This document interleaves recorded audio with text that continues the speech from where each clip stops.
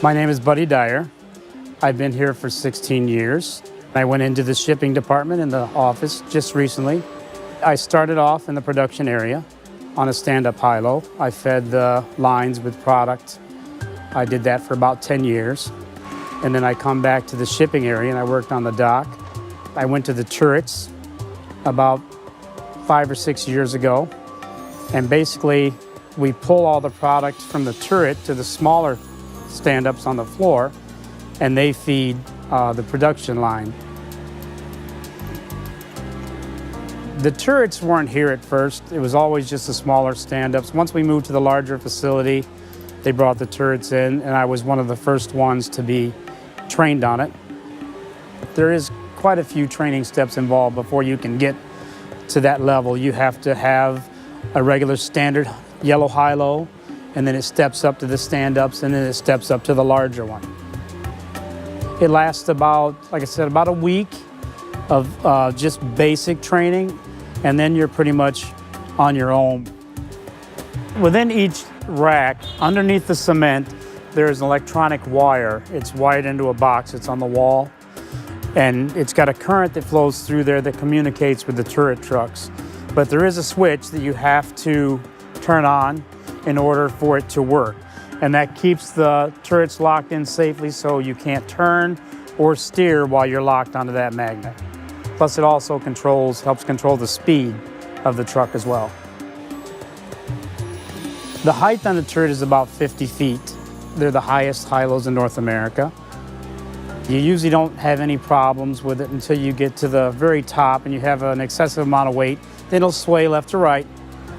But for the most part, not everybody has a problem with it. We've had skids get stuck at the top level where the skid would hang off the back. And since the forks are only designed to go up so high, then we have to get other mechanisms involved to be able to pick it up, and that's when it starts to get really shaky. So we've learned not to put anything heavy on the top racks to try to avoid having to go there. There's scanners that we use. With those scanners, you can find out anything you need to know by either scanning the item number on the label of the part. You can scan a location and it will tell you what's in that location. You can scan any particular lot number and it will give you a list of all the locations to where inventory sits. And it's pretty much a management system. Very important tool for us to do our job on a regular basis. The forks on the turret are designed to go either right or left. They usually, when in motion, the mass has to be halfway to the center point before you can swing it to the other side. The only downfall with that is you have to do it slowly because you can easily swing and tear up product from the edge of the skid or tear up a rack location. So you have to be careful when using that. They're electric powered.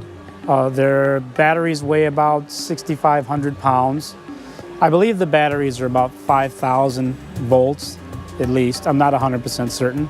The lighter product you're lifting, the less it's going to drain the battery. If you're putting up a lot of heavy stuff all day long, it's going to suck the power out of that battery and you'll be changing it a lot more often.